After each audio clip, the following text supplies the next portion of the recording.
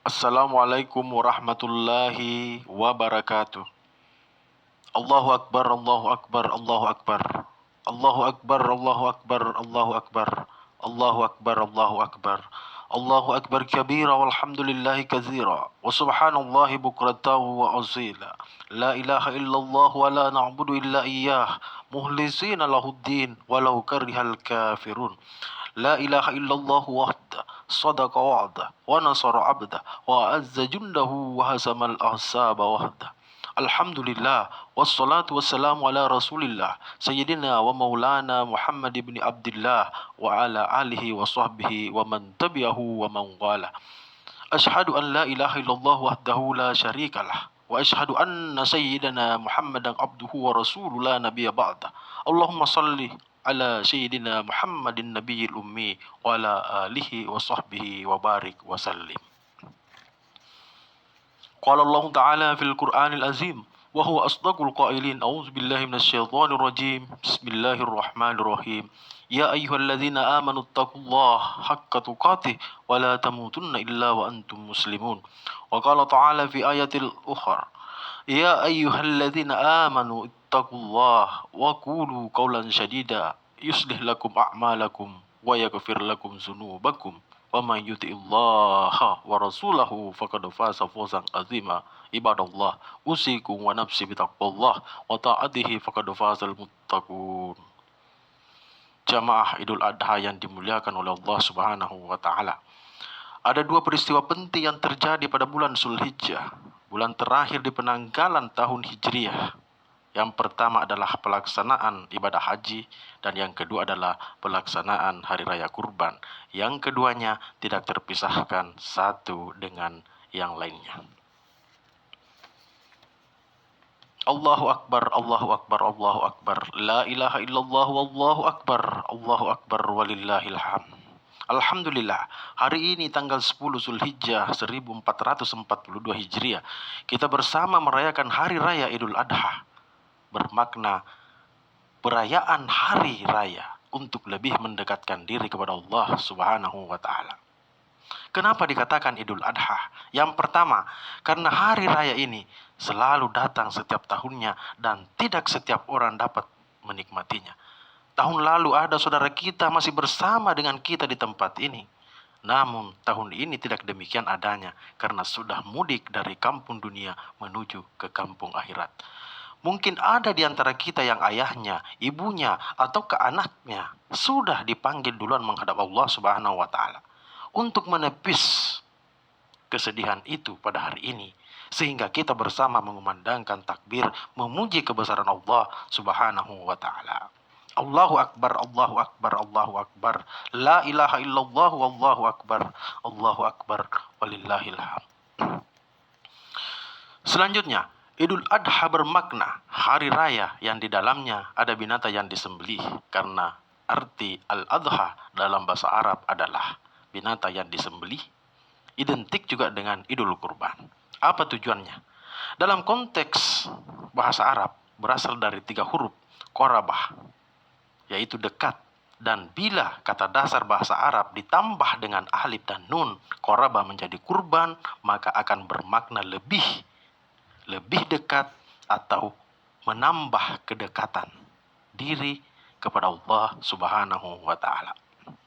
Jika ada yang merasa kedekatannya pada Allah masih berjarak, hendaknya Idul Kurban ini akan lebih menambah kedekatannya kepada Allah Subhanahu wa taala. Al-Qur'an telah menorehkan kisah anak Nabi Adam alaihissalam yang berselisih paham untuk menikahi saudaranya dan diperintahkan mempersembahkan harta yang dimilikinya. Hanya satu di antara mereka yang diterima persembahannya yang membuat terjadinya pembunuhan pertama di muka bumi. Allahu Akbar, Allahu Akbar, Allahu Akbar. La ilaha illallah wallahu akbar. Allahu Akbar walillahil hamd. Jamaah Idul Adha yang dimuliakan oleh Allah Subhanahu wa taala. Namun yang paling fenomenal tentang kisah kurban adalah tentang sekian abad yang lalu, sebuah kisah dalam Al-Quran yang telah mencerminkan potret seorang ayah yang bertakwa, potret seorang ibu yang bertakwa, serta potret seorang anak yang bertakwa pada Allah Subhanahu wa taala. Beliau bergelar Al-Halil, Nabi Ibrahim alaihissalam, yang cinta dan kedekatannya kepada Allah Subhanahu wa taala menjadi panutan pada semua untuk diikutinya.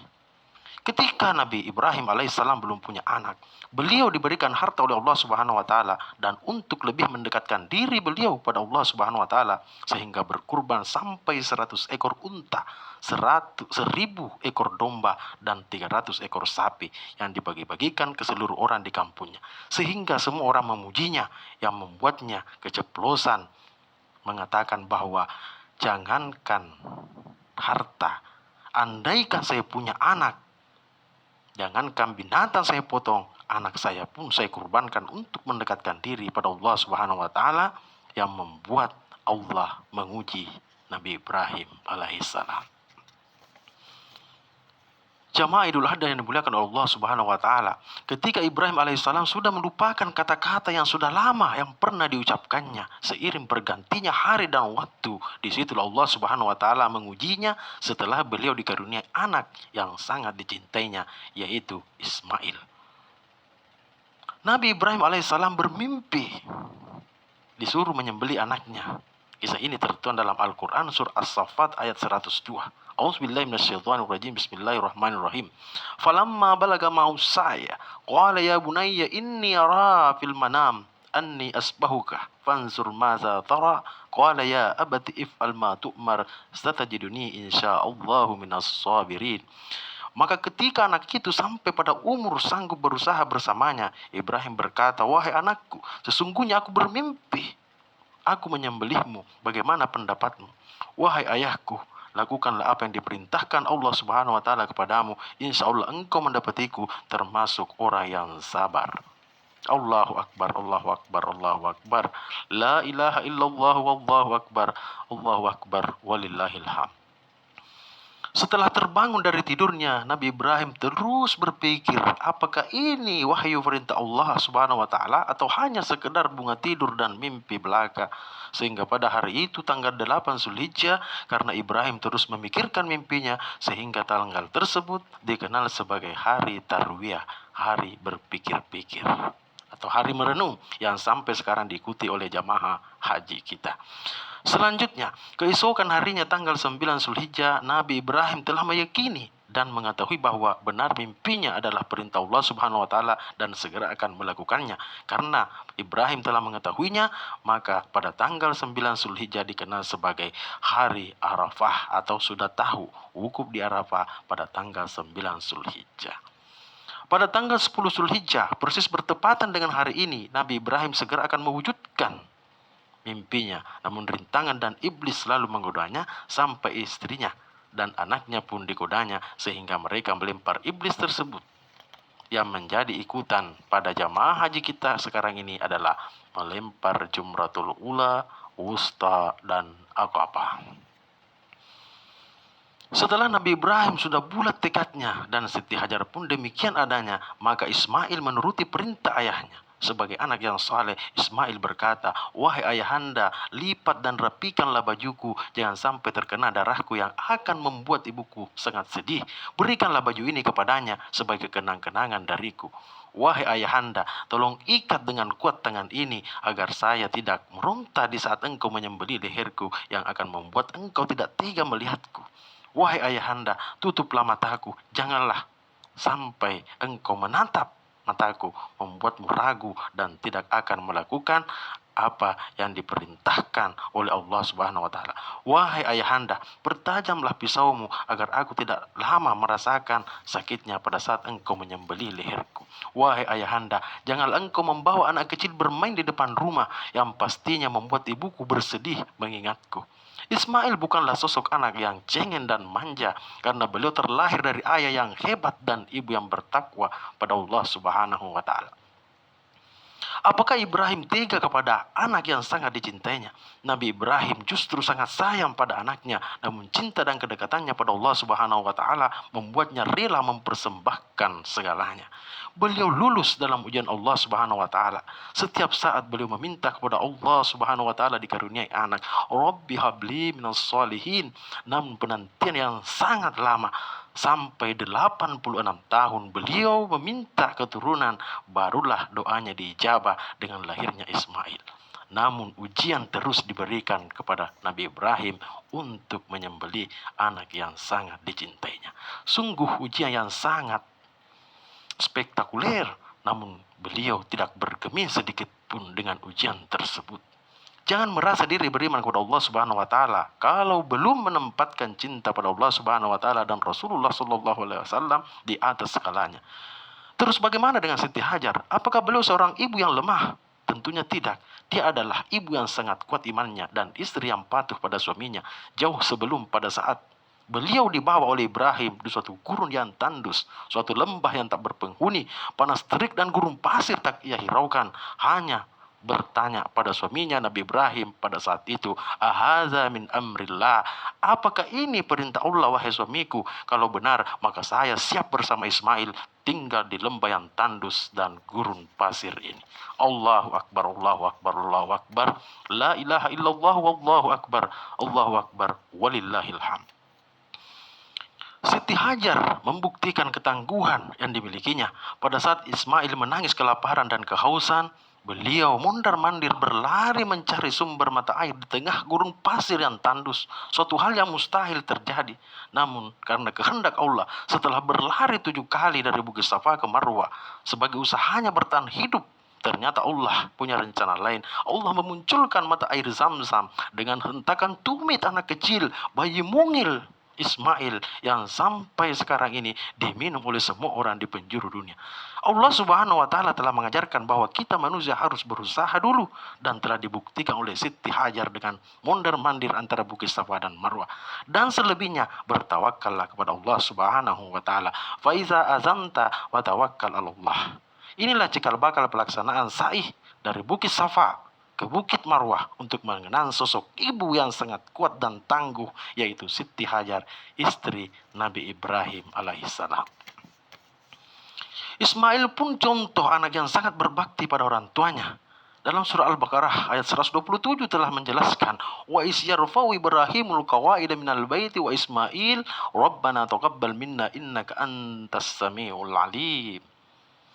Pijakan kaki Nabi Ibrahim kita kenal dengan maqam Ibrahim. Dan Ismail pun pada waktu itu datang membantu ayahnya menyusun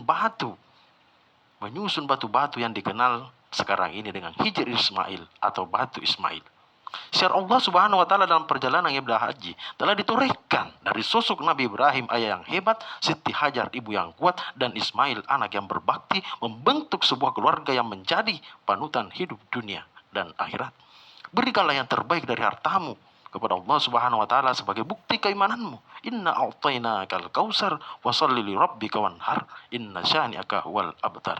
Nikmat dari Allah Subhanahu wa taala sangat banyak dan tak terhitung, maka berkurbanlah sebagai bukti cintamu pada Allah Subhanahu wa taala sebagai sunnah muakkad bagi yang mampu untuk melakukannya. Allahu Akbar, Allahu Akbar, Allahu Akbar. La ilaha illallah wallahu akbar. Allahu Akbar walillahil hamd. Sedang jamaah Idul Adha yang dimuliakan oleh Allah Subhanahu wa taala. Jangan mengatakan dirimu mampu, jangan mengatakan dirimu kaya kalau engkau belum mampu mempersembahkan hartamu di jalan Allah Subhanahu wa taala. Berkurbanlah untuk kedekatan diri pada Allah Subhanahu wa taala. Hal ini dapat terwujud dari keluarga, ayah, ibu dan anak yang peduli dengan didikan keimanan dari rumah tangganya. Anak adalah titipan sekaligus aset akhiratmu. Didiklah di jalan Allah Subhanahu wa taala seperti didikan Nabi Ibrahim pada Ismail. Kullu mauludin yuladu 'alal fitrah wa inna ma abawahu yuhawidanihi aw yunassirani au yumajjisanihi. Tanamkan rasa peduli dan berbagi pada anak yang akan membuat tangannya ringan membantu sesama, peduli tetangga, dan buktikan dengan berkurban di hari raya Idul Adha. Rasulullah Shallallahu Alaihi Wasallam sendiri di akhir hayatnya berkurban sampai 100 ekor unta. 63 unta disembelih dengan tangan mulia beliau sesuai dengan umur beliau 63 tahun, dan selebihnya Ali bin Abi Thalib yang melanjutkan menyembelih sampai 100 ekor unta yang kalau dirupiahkan sekarang ini harga per ekor unta 35 juta, berarti kurang lebih 3,5 miliar.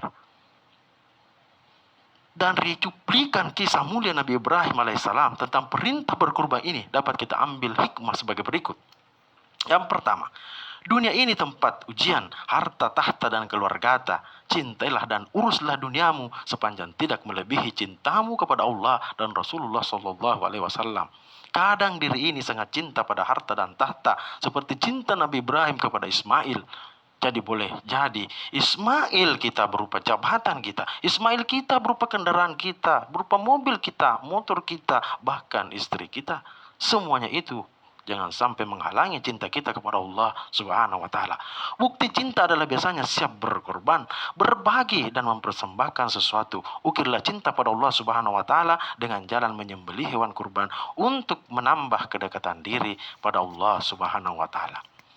Kenapa Ismail diganti dengan binatang yang disembelih?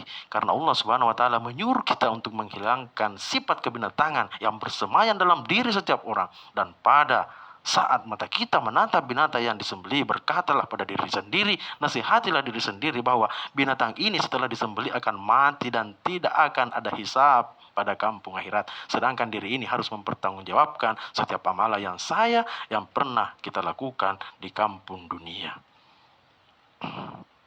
Barakallahu li wa lakum fil Qur'anil Karim wa nafa'ani wa iyyakum bima fihi minal ayati was dzikril hakim wa taqabbal minni wa minkum tilawatahu innahu was samiul alim.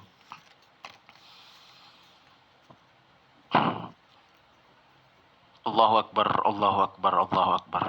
Allahu akbar, Allahu akbar, Allahu akbar. Allahu akbar, Allahu akbar. Allahu akbar kabira walhamdulillahi katsira wa subhanallahi bukratan wa azila. La ilaha illallah wa la na'budu illa iyyah. Mukhlisina lahuddin walau karihal kafirun. Walau karihal musyrikun, walau karihal munafikun.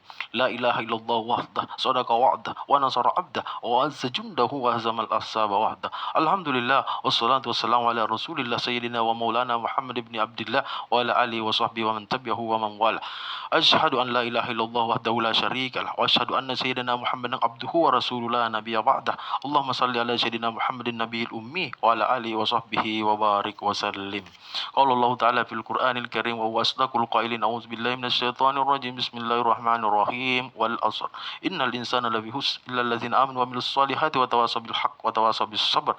Wa qala aidan innallaha wa malaikatahu yusholluna 'alan nabi ya ayyuhalladzina amanu shallu 'alaihi wa sallimu taslima. Allahumma ighfir lil muslimina wal muslimat wal mu'minina wal mu'minat al ahya'i minhum wal amwat bi rahmatika ya arhamar rahimin.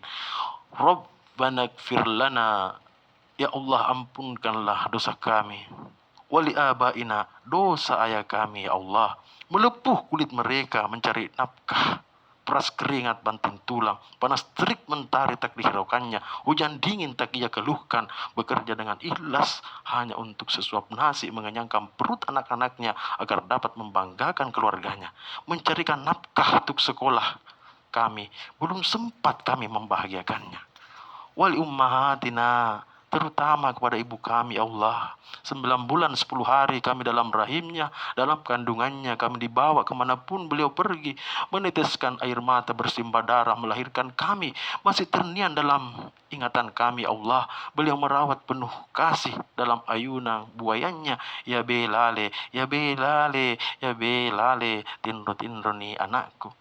Terkadang makannya pun tak kenyang, tak mandi, tidur tak nyenyak karena tangisan kami.